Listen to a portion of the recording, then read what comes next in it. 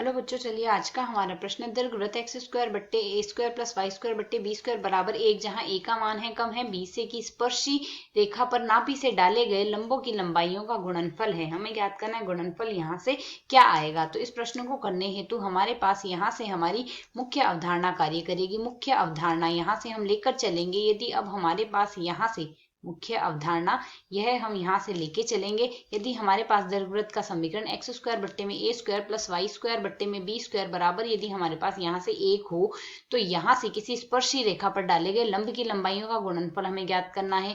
तो यहाँ से यदि इस दीर्घवृत्त की नाभि लिखें तो वह आएगी प्लस माइनस ए ई कॉमा में आएगा हमारे पास यहाँ से 0। यह है हमारे पास इसकी नाभि क्या निर्देशांक होंगे। और साथ ही यदि हम यहाँ से स्पर्श रेखा का समीकरण देखें प्रवणता रूप में, तो स्पर्श रेखा का समीकरण आएगा y बराबर एम एक्स। यदि प्लस व माइनस दोनों आएगा, हम यदि केवल प्लस ही लेते हैं तो मान हमारे पास क्या आएगा, वर्ग प्लस ए स्क्वायर एम स्क्वायर प्लस में बी स्क्वायर। यह है हम यहाँ से ले सकते हैं। इसे यदि हम आगे और सरल कर ले तो स्पर्शी का समीकरण हमारे पास यहाँ से क्या लिखा जा सकता है, एम एक्स माइनस में वाई प्लस में वर्गमूल ए स्क्वायर एम स्क्वायर प्लस में आ जाएगा बी स्क्वायर। यह हमारे पास यहाँ से बराबर में आ गया 0। यह तो इसके लिए स्पर्शी का समीकरण आ गया। अब यदि हमारे पास यदि कोई भी रेखा A X plus B Y plus C बराबर 0 दी गई है और इससे हम किसी भी बिंदु x1 y1 से इस पर लंब डाल रहे हैं, तो जो लंब की लंबाई आएगी d बराबर हमारे पास लिखी जा सकती है मॉड a x1 आ जाएगा प्लस में b y1 आएगा प्लस में c बट्टे में आएगा हमारे पास यहाँ से वर्गमूल a का स्क्वायर प्लस b का स्क्वायर आएगा।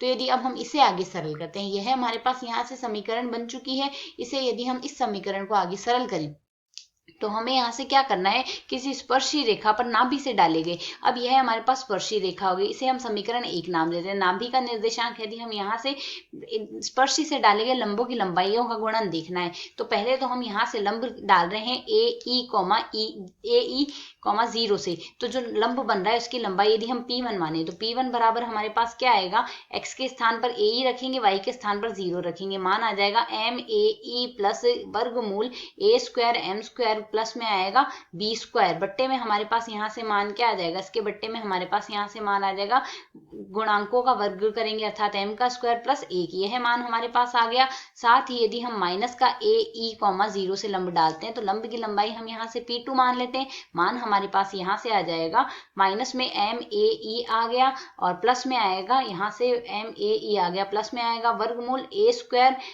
एम स्क्वायर प्लस में आ जाएगा बी स्क्वायर और बट्टे में हमारे पास इसका वर्गमूल बट्टे में हमारे पास आएगा वर्गमूल एम स्क्वायर प्लस 1 का अंडर रूट। अब हम यदि प्रश्न के अनुसार देखें, हमें यहाँ से इनका गुणन करना है, लंबों की लंबाइयों का गुणन अर्थात P1 गुणा P2 बराबर हमारे पास क्या आ जाएगा, दोनों को गुणा करेंगे तो एक तो a plus B A minus B का रूप बन रहा है अर्थात a का स्क्वायर माइनस b का स्क्वायर आएगा। इससे सरल करेंगे तो a square M square plus में b स्क्वायर लिख सकते हैं और माइनस में आ जाएगा M square A square E square आ गया हमारे पास यहाँ से। और बट्टे में हमारे पास राशि क्या आएगी, वर्गमूल एम स्क्वायर प्लस 1 को 2 बार गुणा करें अर्थात एम स्क्वायर प्लस 1 बन गया। अब इसे यदि हम आगे सरल करते हैं तो हमारे पास मान क्या आ जाएगा, यहाँ से बी स्क्वायर तो हम पहले लिख देंगे प्लस में हमारे पास यहाँ से इन दोनों पदों में से ए स्क्वायर और एम स्क्वायर उभयनिष्ठ आ जाएंगे, शेष बचेगा 1 माइनस ई स्क्वायर बराबर बट्टे में हमारे पास मान आएगा एम स्क्वायर प्लस 1।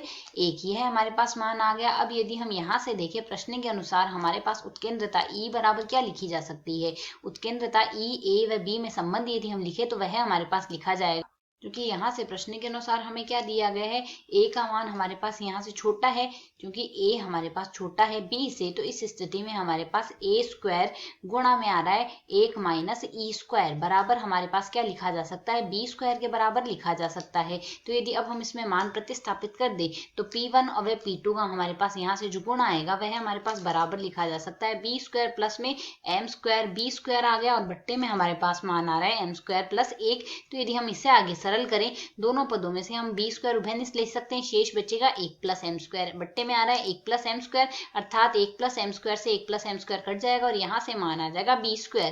तो यदि अब हम यहाँ से विकल्पों में देखें तो बी स्क्वायर हमारे पास यहाँ से P1 व P2 के गुणा का लंबाइयों का गुणनफल P1 गुणा P2 बराबर बी स्क्वायर आ रहा है अर्थात यहाँ से हमारा विकल्प बी एक सही हल है। आशा है समझ आया। धन्यवाद।